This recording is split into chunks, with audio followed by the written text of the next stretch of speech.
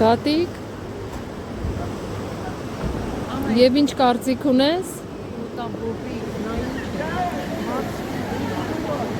Այո, մարզվում են, ամառ ձմեռ, այստեղ բացօթյա սերֆինգը Ռոտերդամում, երևի տեսել եք իմ կարճ վիդեոների մեջ, որ աշխարհում առաջին փորձն է, որ քաղաքի մեջ այսպես բացօթյա սերֆինգ կա, այս պահին դասեր է։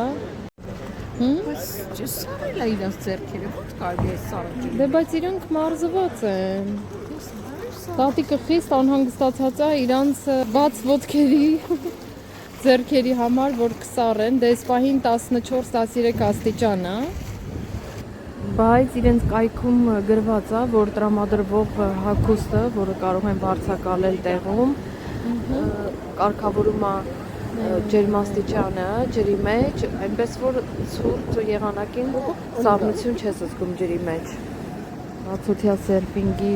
պաշտոնապես բացումը տեղի է ունեցել 2024 թվականի հուլիսին։